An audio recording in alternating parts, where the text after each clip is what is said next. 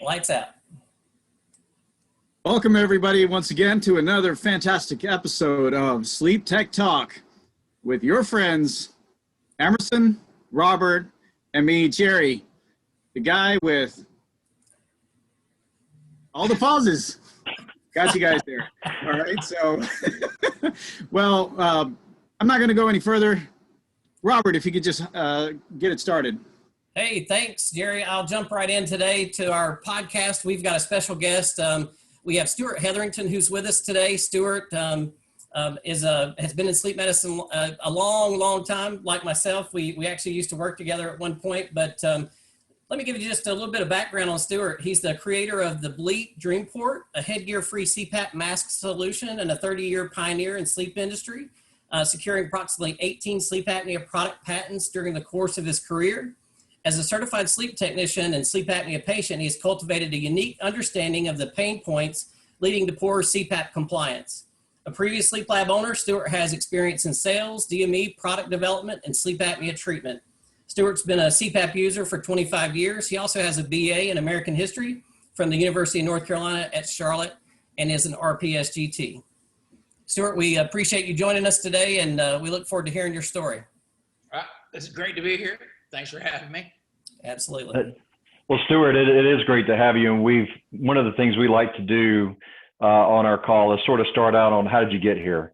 Because every one of us have a really unique story. Hardly any of us started out with sleep on our mind, and we sort of all fell into it. So, and it's also instructive to our listeners as they think about their careers, and especially if they, think of heading down the path you've gone, is we feel like that's a key part of our show is giving that opportunity for you to share that, and it could be instructive to somebody that's thinking about their career. So how'd you get here?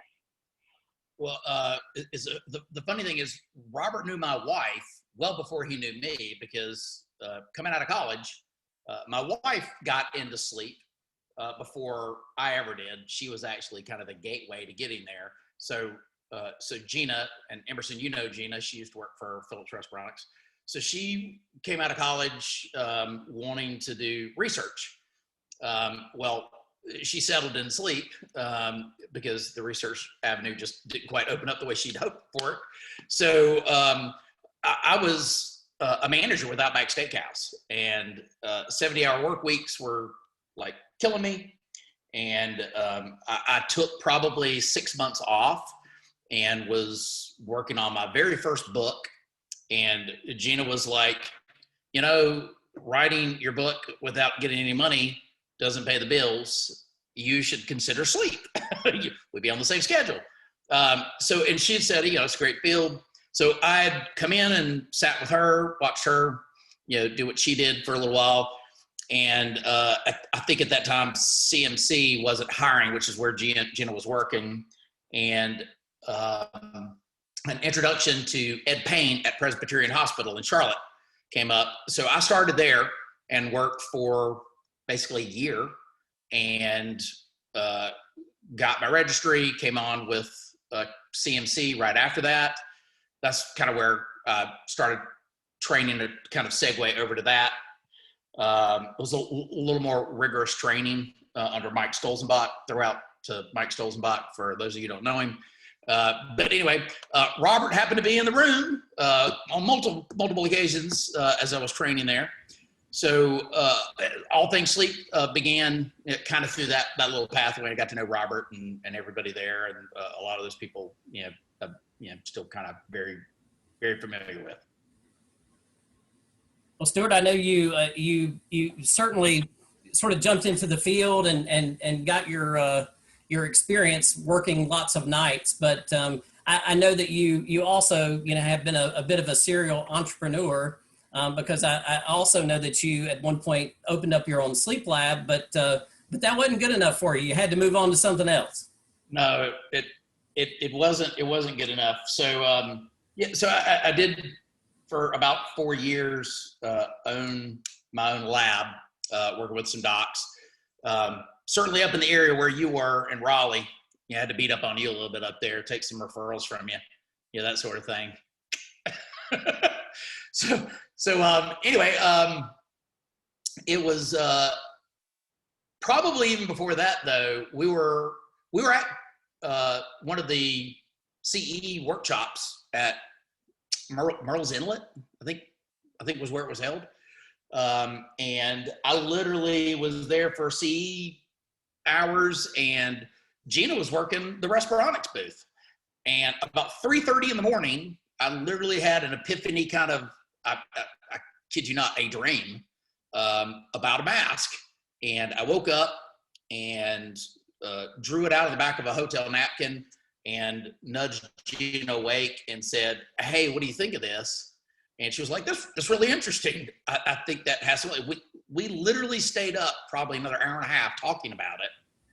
And that was a Friday evening. The show wrapped up Sunday by noon. I drove home Sunday at noon.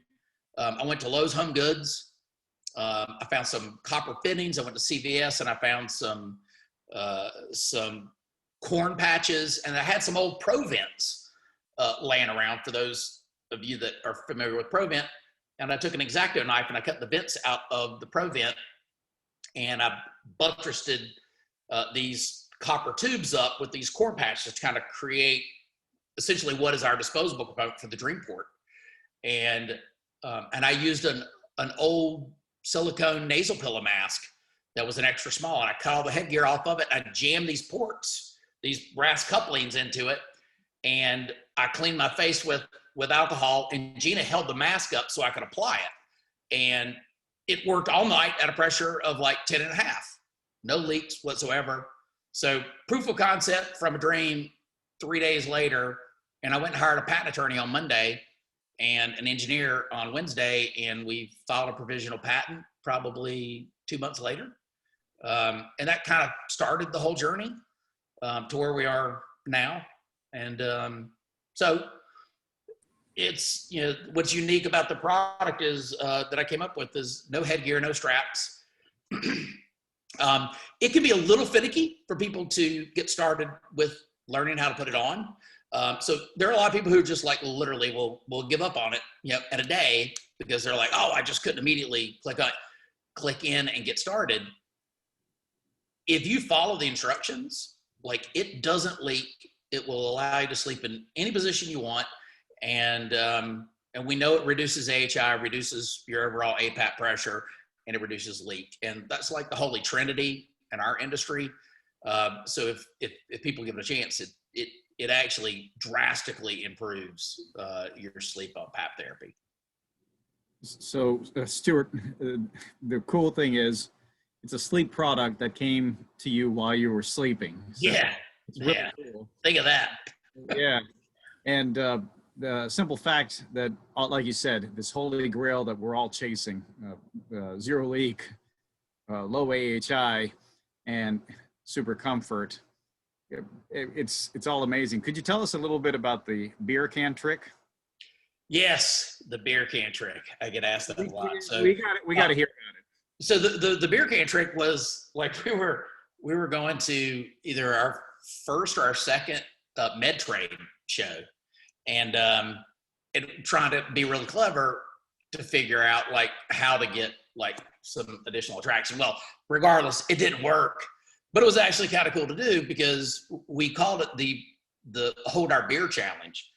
And I don't know if Emerson ever saw like any of the stuff going around, but we basically called out ResMed, everybody at ResMed, everybody at Philips, and everybody at F&P to come by our booth and bring their best mask and participate in our Hold Our Beer Challenge, where we literally will put our mask on at a pressure of 20 or 25, and I can hold a can of beer and a sling off our mask and swing it back and forth with no leak. Needless to say, nobody came by and participated, so it was a very, very dull day. Well, that's awesome, Stuart. That's definitely a great marketing idea to draw people in, without a doubt. When you think about some of the parts of this journey that have maybe been disappointing, the hard lessons of being an entrepreneur in this industry, you're going up against giants. You're going up against paradigms and things like that are tough. even in the companies that we've worked for, introducing new technology can be, a steep mountain to climb. What were some of the things that really were challenging that surprised you? You didn't really see those things coming as you went down this road. Well, it's funny.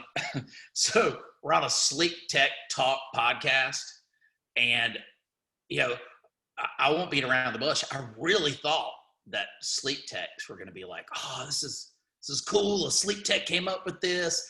We're going to be all supportive of a SleepTech because like he came from our roots, and nah.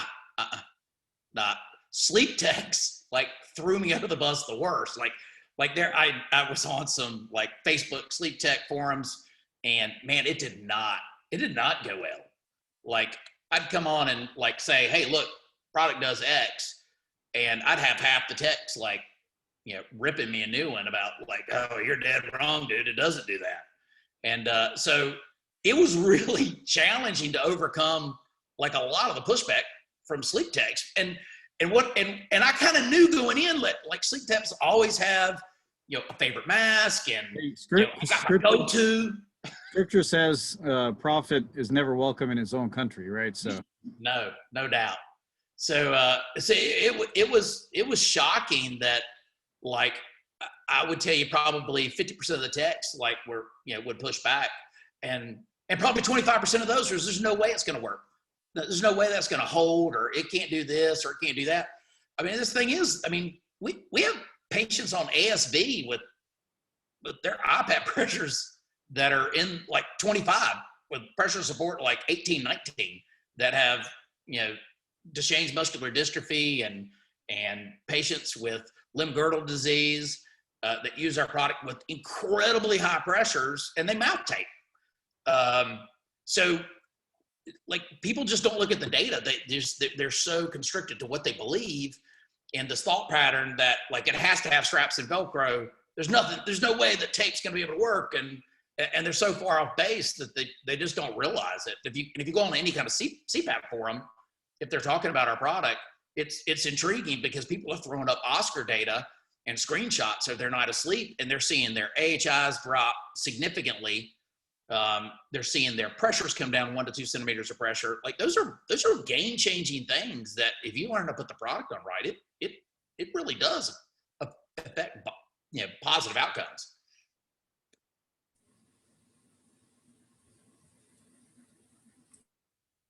Sorry, I was on mute. It was yes, I know. I was lip reading. Yeah, about SleepTechs, but let me ask you this. You're talking about compliance. What about at the sleep center during sleep studies? How do you think it would help a SleepTech at the center? I'll tell you exactly. If a SleepTech doesn't have a favorite mask and is willing to try our product for a week, what they'll find is they get to do the thing that they enjoy the most, which is plug up some Netflix and sit back and watch a movie and score uninterrupted without having to go and change out masks or address leaks as the titration pressures go higher. Yeah, all that goes away. So if you really want to do your job better, that's a great way to do it, because like less uninterrupted sleep means less having to score arousals. You get a more accurate, pressure on the titration. You need less pressure. With a lot of masks, like a lot of patients want to start small, but as they go through the titration, they get to the point where they're like, it went from 5 to 9, and I got to go to something else because it can't hold the leak anymore. Well, with ours, it doesn't matter. It just keeps on going as much pressure as you can put against it. The issue becomes if you see leak, like you immediately help mouth breathing. Period. Like there's no guessing anymore. So less time having to get out of your seat. Patient has to get up. You never rip off leads. Like how many times have you had to go back in and repaste a lead because the patient like ripped leads out of there? Like you never face that ever. Stuart, I appreciate you pointing out how that works for the tech. And when you think about maybe your best story, we've all been in sales and marketing, and we love those great stories where they just some life-changing thing, impacted somebody. When you sort of look back at this journey, is there one particular moment that stands out to you where it was gratifying. It made you glad you had your dream, that you put your, pen to paper on this thing and make it work. What's that one great moment? Oh God. Like, I mean, as far as like Bleep is concerned, there's probably 8 or 9 emails a week that I get where somebody writes and says something and like how it changed their life. So trying to like pinpoint anyone, like it would be really, really challenging. Generally, like what I typically refer to if somebody asks me for like because I'm a CPAP patient, so I'm not just a tech and a guy that invented a CPAP mask.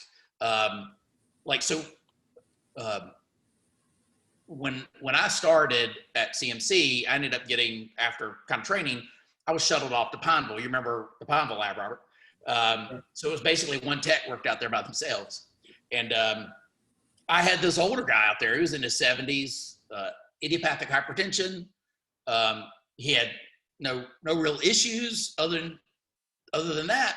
He was the same build I was then, which is probably in the 165, 170 pound range. As a young person, this guy, like older guy, but like looked great. Certainly wasn't overweight. In 30 minutes, he met emergency split protocol.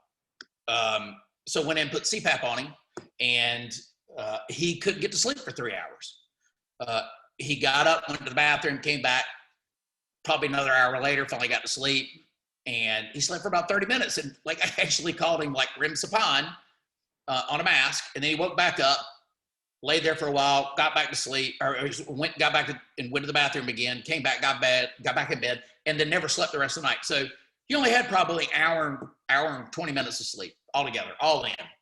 And this is a guy that had SATs going down to the 50% range. And I was like, you got to give it time. It's going to take some, it'll take some effort on your part, but like you slept really good with this, give it a chance. We were doing peer review with Mindy Sattel at CMC, and this guy had a stroke. And like, so I got to see him again. And it was not pretty.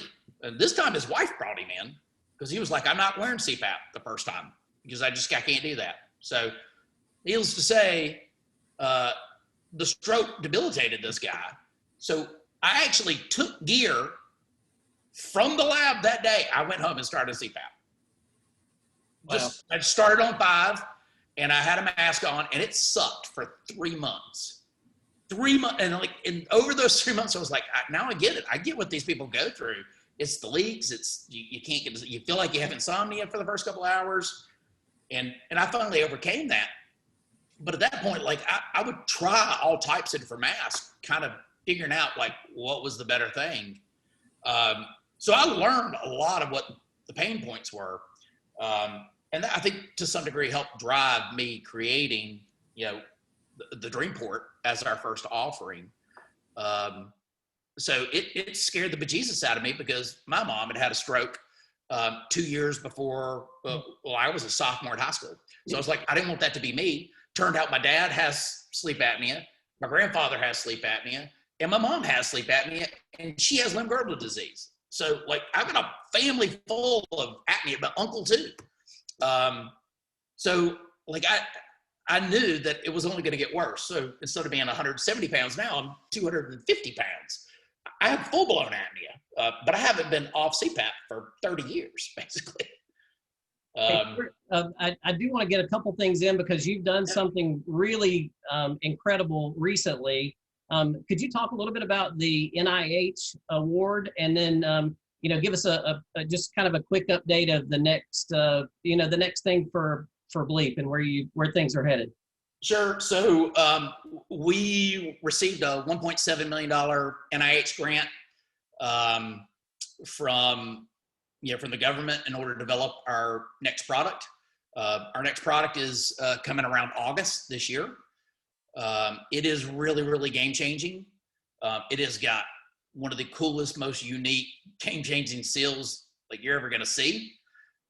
It's rapid on-off. As fast as you can put it on and take it off, you can. No headgear. It's 30% smaller than the ResMed P10 and No offense, Emerson. It's about 500% smaller than the DreamWear. But but it is really, really cool and slick. Robert's seen it before, at least one of the early prototypes, and thought that it was like super unique. It is like, we have had, like, in the past week, we've just now started pre-selling to DMEs for the online side of the business. And I have literally 6 POs from the top 10 online sellers for the new product, just demoing it. And they're like, oh my gosh, gotta have it. So it is really, really game changing. And we think so far, if everything goes as well as it has with the beta, people are gonna love it. Hey, Stuart, that's awesome. Thank you so much for sharing that. And we can't thank you enough for joining the conversation today. Unfortunately, we're out of time, so we're going to wrap up. I understand that you have a special discount code for all our listeners and viewers. Would you mind sharing that with us? Robert gave me a code. Yes, Okay. SleepTech Talk. SleepTech Talk. I didn't remember the code. That's the code. But we're going to put that code We'll have it in the notes. Yes, we'll have it in the notes. But with that being said, I just want to tell you once again, thank you so much for joining us. And all our listeners and viewers out there, thank you so much for your support. Don't hesitate, and don't forget to hit the like, whatever platform you're listening to or viewing on. Don't forget to add some comments. That really helps the algorithms reach other viewers and listeners as well. And to each and everyone out there, thank you so much once again for joining us. And until next time, lights on.